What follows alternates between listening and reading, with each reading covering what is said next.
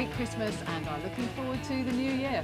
Yes, we're here in Gran Canaria, which has been lovely. It's really warm, great place to spend Christmas. A little bit cloudy today, but I'm sure that'll pass. And we've got 5 really good sunshine things for you in our latest series of 5 things to have on your boat. I think it's going to be great, this one. Yeah, something to spend your Christmas money on. Some things are a little bit expensive, but some are cheap as chips. All things that we have found useful over the year. And we've got some discount codes in the description as well. And this first one, I think, is something that we've sort of shown before on the Annapolis episode. If you saw that one, that's where we got it.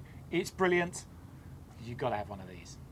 Well, I'm really excited about this one. This is the Blue 3, something we got at Annapolis, and it's going to allow me basically to dive for up to an hour. I mean, this is like having a proper tank. I did before have a small tank, a 2-litre one, and it allows you to do some work on the boat, but you get 10-15 minutes out of it, and sod's law means that when you need it, you need to recharge it. None of those problems with these, because you don't have to go to a dive shop to recharge it. It runs on batteries, so you can just do it yourself. It's all very neat, packs in this case, so you know, if you were just sort of going along with it, you can take it to the beach, take it wherever, but obviously we'll store it on the boat. Has everything it needs inside. It's pretty self-contained really, because it's got the pipe that you're using. That's a 30-foot long pipe, 10-metre pipe. So you can go down to 10 metres with this one, and they had a smaller one before, which allowed you to go to 10 feet. But yeah, this one's going to be more useful. I mean, I'm probably not going to use it at those depths most of the time, but you know, it's useful to have it on the occasions. If you get an anchor stuck, you're usually in less than 10 metres of water, so that's all pretty good. So yeah, we'll go through what's in the bag. You have a dry bag that you basically can tow along with it, so it's a bit of extra visibility, and you can put any bits you might need while you're diving in that and just tow it along with you if you want to. It has a dive flag which goes on it. It comes actually with the tube, so this is its snorkel tube, its breather tube, which goes in the top of the unit there. You must remember with this unit that you have to take this plug out before you start it up, because when you're not using it, it's got this little rubber bung that goes in there, so you don't get any stuff going down into the compressor. So you know, it's important to keep that clean and dry and free of stuff. So keep that in there, but remember to take that out every time. Put this in before you start it up, otherwise you can cause some damage. And push this all the way in. I've heard of people losing these pipes. They don't screw in; they just sort of, it's a push fit. I might actually fit something around it so I can sort of tether it as well, just in case that happens. But it's pretty firm in there. I think that's okay. Got your chargers, your batteries. It comes with a spare battery, the one that we've got anyway. It's very good. You can press the button on the bottom. It tells you how much is in it. This one's half used.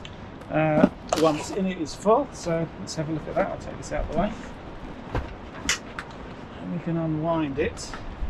So very neat. Let's take these off the side. Basically, you just unwind the whole lot. Even if you're not using it all, they say it's better to unwind everything. Don't use it with some still wound on there, because it upsets the buoyancy of the unit itself. And at this point, you just chuck it in the water and it floats along with you. That's the beauty of it. So you can go anywhere you want. So once you've got all the hose unwrapped, I'm going to actually just wind up a bit of it, because I'm not going to go down to 30 foot on my first trip. So I don't need it all just sort of hanging around there, so I'll just wind some up, and they give you these little toggles here. So I'll just use one of those to wrap up the bit that I'm not going to use, and probably just on the side there. So yeah, that'll float along nicely now. So the harness itself is already on there, so nice and easy. It's the same sort of idea as you'd have with a dive unit, a normal dive unit. It's going to come over your shoulder, so you get this bit like that, put it over your shoulders, and it just clips up across the middle.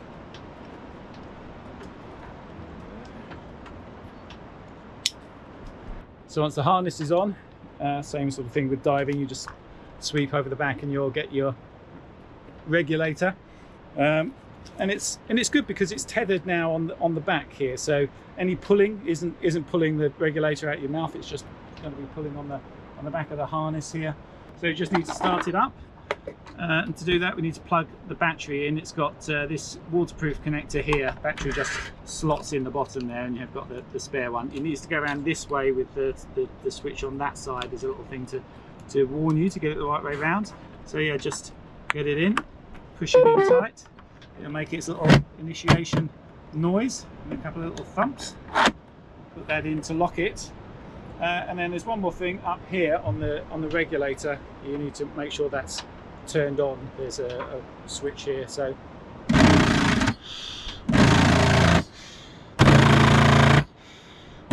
and it works. And as you can see, it's only actually activating when I'm taking a breath. So that's why it's so good, it's so efficient, is that it just sits there until you take a breath every time. And as I say, these things should last for up to an hour if you're not going to go too deep. So yeah, let's go and give it a go. So it's easy to use from the boat, you're not wearing any heavy equipment. And it's also light and compact enough to put in the dinghy or even on a paddleboard. Okay. So my first impression as I dive down is that you haven't got anything on at all. It's just like snorkeling, but magically you can breathe. Breathing through the regulator was very easy, and I honestly actually didn't feel that I was towing anything at all. You can't feel the pipe there either. You can see what battery is left by pushing the button on the bottom of the unit while you're still in the water, which is useful, and it gives a sort of a juddering feel when it's going to run low, so it gives you a warning that you need to come up. Okay, that was brilliant. I mean, it's not pulling on your back at all. You really don't know it's there. Really easy to breathe with that regulator, much easier than any of the other versions I've tried before with the little tanks. So yeah, very pleased with that. It's going to be great for working on the boat. It's going to be great for seeing fish when we get something where there's stuff to see. There just wasn't a lot around here, but no, it's a good first test. I'm going to give it a wash down now with some fresh water. That's what you should do before you pack it away. Make sure you dry it all off, put the bung back in, and be ready for next time. Yeah, I'm really looking forward to using the Blue 3 when we get to the Caribbean, where we'll have clear waters and lots of lovely fish. Yeah, great for boat jobs as well, obviously, because you can just stay down long enough to do pretty much anything you want to do. And really, you know, I don't see why anyone, if you've got something like this, would need dive gear, because it's always hassle filling stuff up, having your own compressor, all that stuff. It's so small. Really good. I'm looking forward to getting somewhere, getting to the tropics and using it. I will use it every day. I think it's great. Yeah, and our next item is something we also found at Annapolis.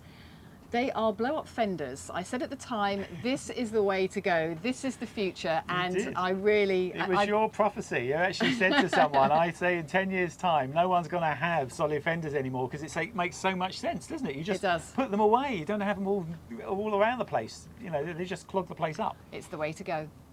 Now we're just about to go into a marina, so I'm getting the fenders all ready. These are our old ones, as you can see. They are quite heavy, and at the Annapolis Boat Show we discovered these ones, Fendertex. They are incredibly light and solid. If you go onto their website, as we did, you can see the sort of tests they do to make sure they are robust.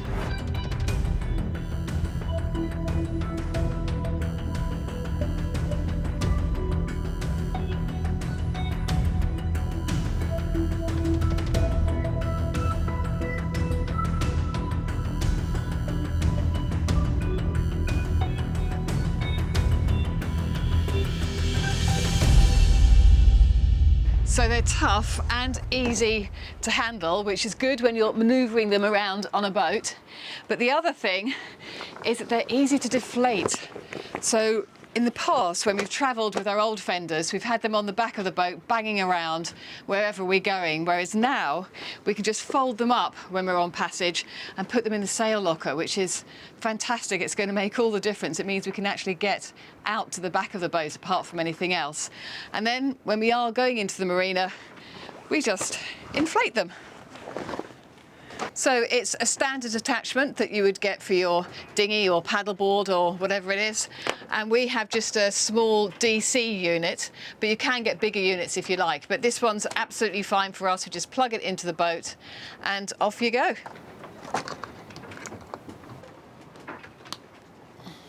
Okay, and go.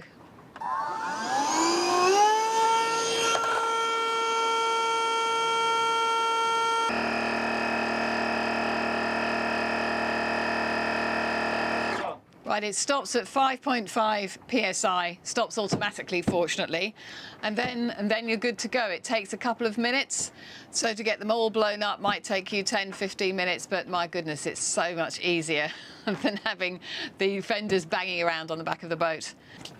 Even these ball ones are just so incredibly light.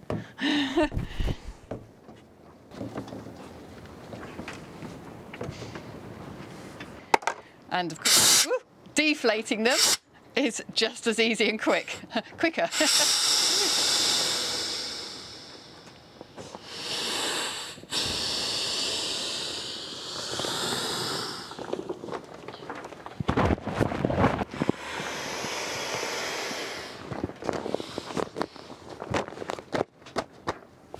Oh, and it takes me back because just after filming that clip, we did go into a marina and it was rough. So those fenders took a beating. Yeah, I don't think I've ever been in a marina that's had so much surge, and we were just being bashed against the quay wall the whole time. And they stood up really, really well. So very pleased with them. Just a great thing to have on the boat. Yeah, and we did promise you some less costly items as well. I was going to say cheap, but actually it's not. It's not cheap, is it? It's cost effective and useful. Yeah, very useful. Have a look. Okay, this next one might not be the most glamorous, but it's definitely one of the most important. We're talking about Jubilee clips, or for those of you that don't speak Old English, hose clamps. Why are these important? Well, because a bad one could sink your boat. I mean, we've got some here. Not particularly bad, but starting to rust, but they're not a great type either because they're the ones that have got the sort of holes in the side here. They're not solid. So yeah, I'm going to replace that. I've got several of those that are looking a little bit like that on through hulls. I'm just showing you this one here because it's easy to look at, but even this one that's coming through one of the anti-siphons, you know, you have a problem with that and that leaks, that could flood your boat quite easily. But a lot of these ones that down here that are below the waterline, obviously they could sink you. So really makes sense to make sure you've got the best. So what are the best? Well, I think these ones. So I picked them up at Annapolis, PYI make them. The reason they're good is that they're solid. 2, they are 316 stainless steel. Remember, all stainless steel is not made equal. They have rounded edges on them, so they don't dig in. They're they're really sort of kind to the hose, and they're really good. And buy one of these packs. These packs are good because it comes with this.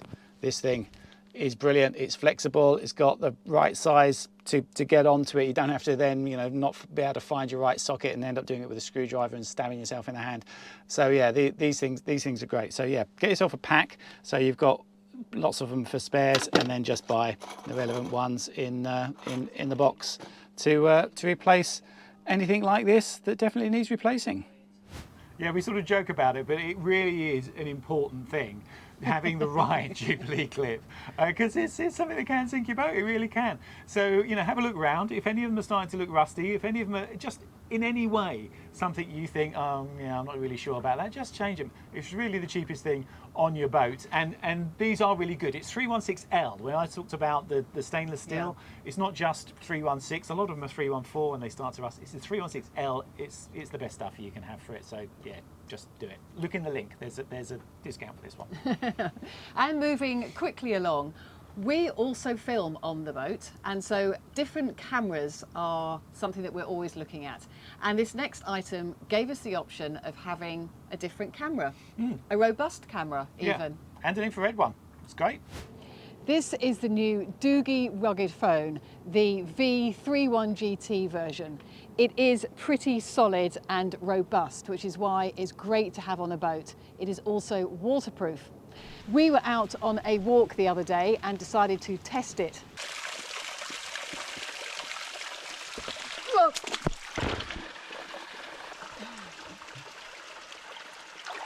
Everything is watertight, no problem. It poured with rain on this walk, so the Doogie ended up being the best option for taking video. The Doogie comes with a manual, fast charger with a USB-C cable and a good sized battery which takes a couple of hours to charge but lasts 2 or 3 days. But the main reason I was interested in the Doogie is because it has a night vision camera. Now we're often out at night and we're trying to make videos, so we're trying to film. We can do some filming with the deck lights, but we often can't film the sea, for instance. Well, now we can. These shots from our latest video were taken on the doogie. We had rough seas, no moon or stars to speak of, so really this was the only camera we could use. The phone also not only has a slot for a SIM card, but also an SD card, which makes it so much easier for us for editing. We can take the SD card out and insert it directly into the computer. And another first for this phone, thermal imaging. We can't immediately think of how we'd use that, except for fun. And as it turns out, that infrared thing might not be just for fun, because as you saw in that picture there, I found a way of it actually displaying the temperature of the thing that it's pointing at. I don't know how accurate it is yet, I'll do some testing with it, but it can go up to really high temperatures. So you can point it at something like your alternator and see if there's any hot spots and any problems developing. So yeah, definitely could be really useful. Amazing. So it starts off as a phone, then becomes a camera, and now it's a heat detector. It starts off as half a brick, I think. It's really quite a lump of a thing, but I mean, it's robust, isn't it? I mean, it is a good piece of kit, and other reviews have pointed out that it's got some good speakers on it. It's really good for gaming. We're not going to be using it for that, but still, it's fun. Yeah, no, it's good. Good thing to have. We're moving on. Moving on to movie night. Our movie night, and our last item is something we've talked about a lot over the years because they are our favourite seats. But now we have 2 lounge seats, so whole new meaning for movie night. Okay, so that's popcorn done, ready for film night. But as always happens, I come up here and Judy has stolen the lovely chair. I've got the comfy chair. We got this one delivered to us in Venice about 3 years ago, and we've been fighting over it ever since for film night. And that's because it is just lovely to sit in there. The other one we had was this one, which is great for around the boat when you're sailing and doing all sorts of different things. It's brilliant, but just nowhere near as comfy for lounging as that one. So now we have another. So I'm going to get that one and we can both sit in comfort for film night. Okay, go and get it. My comfy chair in. And we're going to watch some Lovely Sailing Sunday. Yep. We turn the lights down and we hit play. Welcome back to Sailing Sunday. So we got some wind. I've got I think the comfort seats are the things that more people ask us about than anything else. They do, yeah. Well, those seats you're sitting on, they look really comfortable. Yeah, they are. But they are useful because they're mobile. So you can move them around, have them in different places on the boat, and they bend to fit your shape. It is and you fantastic. don't have to have cushions all around the cockpit because, you know, you just put the chair where you need it, and it means if it rains and stuff, you don't have to have all those cushions to clear away and put somewhere. So, yeah, great option, I think. They just fold away. It might be the last time we show them, though, because 2023 has been full of comfort seats. And this is our last video on 5 useful things for 2023. Yeah, so any good ideas for the next year, do let us know. Let us know in the comments and throughout the year. It's going to be a busy year for us. We're off to Africa now and then across the Atlantic. So, yeah, a lot of sailing to be done. It's going to be good. It is. So thank you very much to our patrons for this past year. Thank you to our subscribers, and thank you for watching.